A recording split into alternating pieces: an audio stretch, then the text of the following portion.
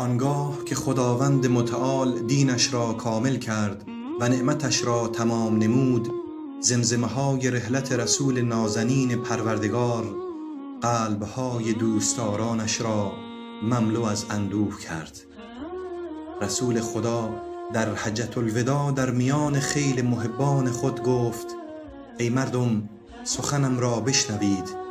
نمیدانم، شاید پس از امسال دیگر با شما در این مکان ملاقات نکنم. ایشان در روز دوشنبه 29 صفر سال 11 هجری در حالی که از تشییع جنازه‌ای باز میگشت دچار سردرد و تب شدید شد. بیماری ایشان روز به روز افزایش می‌یافت و در ایام بیماری دائما به همسران خود میگفت: فردا کجا خواهم بود؟ فردا کجا خواهم بود؟ همسران ایشان متوجه مقصود رسول الله شدند. آری، رسول الله میخواست تا روزهای آخر را در کنار عایشه صدیقه باشد. رسول خدا آنچنان بیمار است که توان راه رفتن ندارد. پاهای مبارکش بر زمین کشیده می شود. فضل ابن عباس و علی ابن ابی طالب او را گرفته و به خانه عزیزش عایشه می برند. عایشه هر لحظه سر رسول خدا را به زانو می گذارد و امید به بهبودی محبوبش را دارد. دستهایش را از اعماق وجود به سمت پروردگار عالمیان دراز می کند و می گوید: خدایا، ای پروردگارا، بیماریش را برطرف کن و چنان شفایی عنایت کن که هیچ گونه بیماری باقی نماند، چرا که تو شفا دهنده هستی و هیچ شفایی به جز شفای تو وجود ندارد. اما رسول خدا در حالی که اشکانش مانند مروارید جاری است میگوید: خدایا مرا ببخش و به رفیق اعلی برسان. آری، قلب نازنین محمد در شوق دیدار رفیق اعلایش به تپش افتاده و میخواهد هرچه زودتر او را ملاقات کند، اما فکر هجران و فراق محمد بغض خفه کننده ای را در گلوی اصحابش ایجاد کرده است.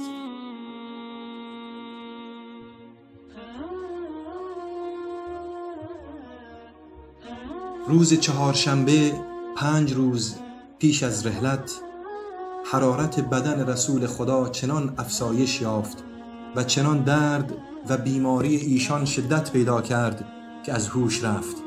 وقتی به هوش آمد عرض کرد: 7 مشک آب بر من بریزید تا نزد مردم بروم و با ایشان عهد کنم. پس از اینکه بر ایشان آب ریختند و بدنشان کمی خنک شد، در حالی که ملافه‌ای بر دوش داشت و پارچه‌ای نیز بر سر بر منبر نشست.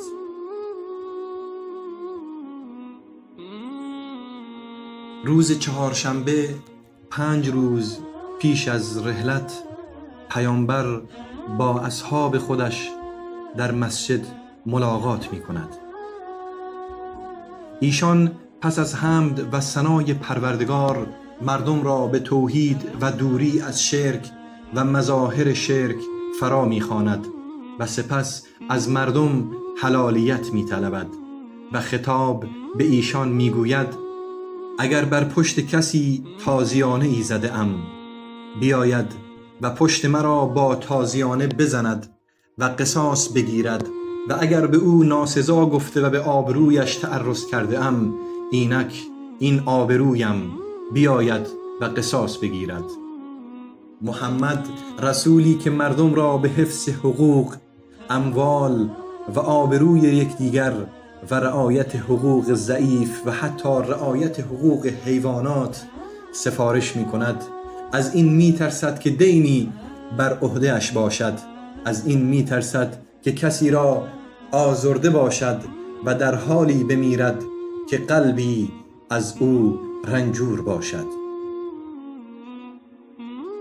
رسول خدا در بخشی دیگر از سخنان خود می‌فرماید: خداوند به بنده ای اختیار داد تا از میان دنیا و آخرت یکی را انتخاب نماید. آن بنده آخرت را انتخاب نمود.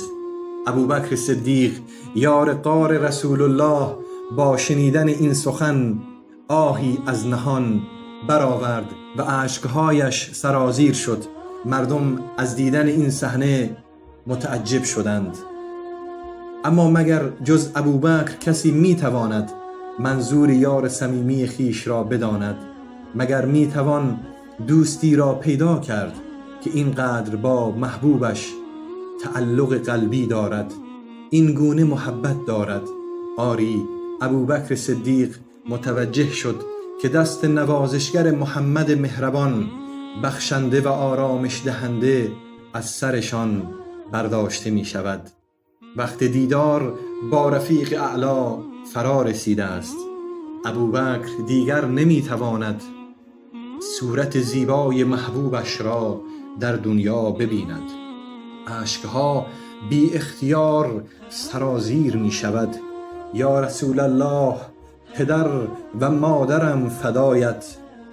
محمد رسول خدا با دیدن اشکهای پی در پی ابوبکر او را تسلی می دهد و خطاب به مردم می گوید: همانا ابوبکر بیشتر از همه مردم با مال و جانش بر من منت نهاده است و اگر من از میان امتم کسی را به عنوان دوست صمیمی انتخاب می کردم، حتما ابوبکر را انتخاب می کردم. اما دوستی و اخوت اسلامی کافی است. تمام درهایی را که به مسجد باز شده اند ببندید جز دروازه خانه ابوبکر.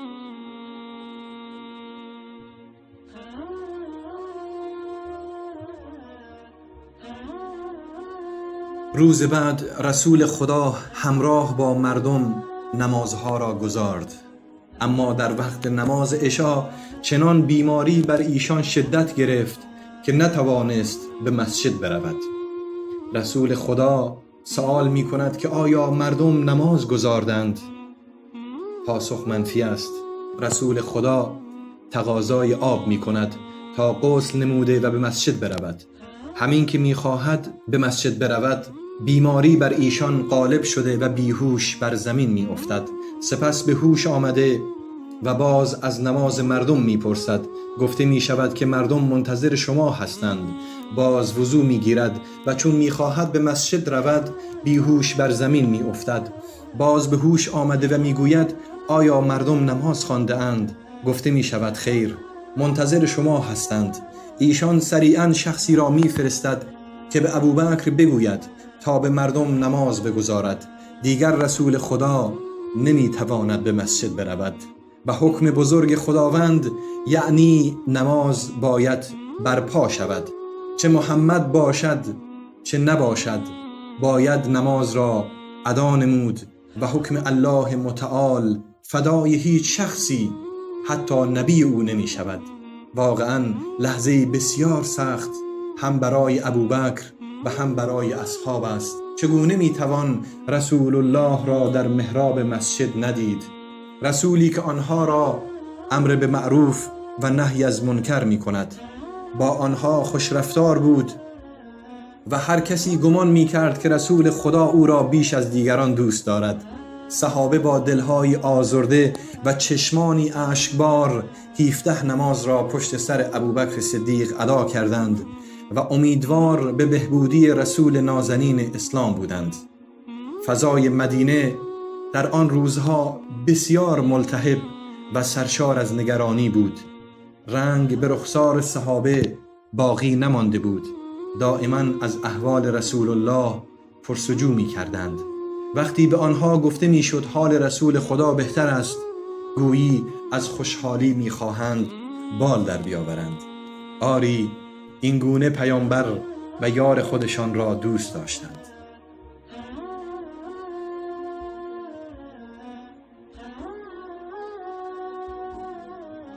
صبح روز دوشنبه، همان روزی که رسول خدا وفات نمود، پرده حجره عایشه را بالا زد و با دیدن شاگردانش در صفوف نماز لبخند رضایت بر لبان مبارکش نشست.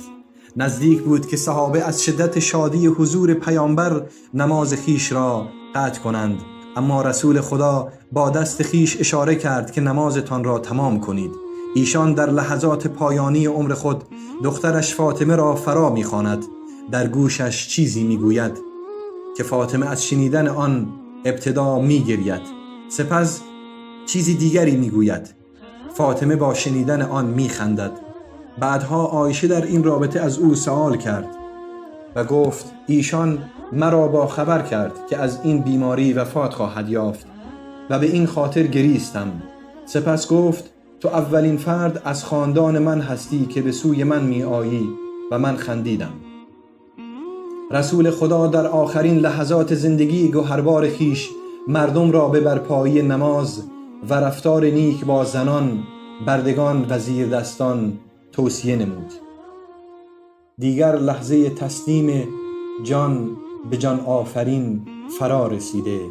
ابوبکر، علی، گروهی از اصحاب و شاگردان محمد در کنار حجره عایشه جمع شدند. سر مبارک محمد بر زانوی محبوبش عایشه است.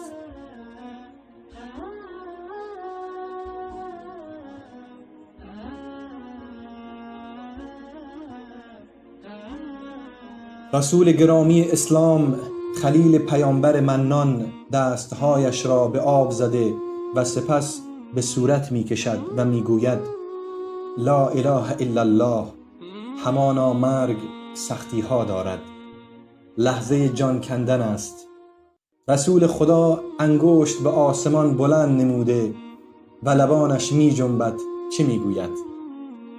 می گوید همنشین کسانی که خدا به آنان نعمت داده است از پیامبران، صدیقان، شهیدان و شایستگان و آنان چقدر دوستان خوبی هستند. و اینجا بود که دار فانی را ودا می گوید و به رفیق اعلا می پیوندد و نه تنها مدینه بلکه تمام هستی را داغدار نمود. انا لله و انا الیه راجعون.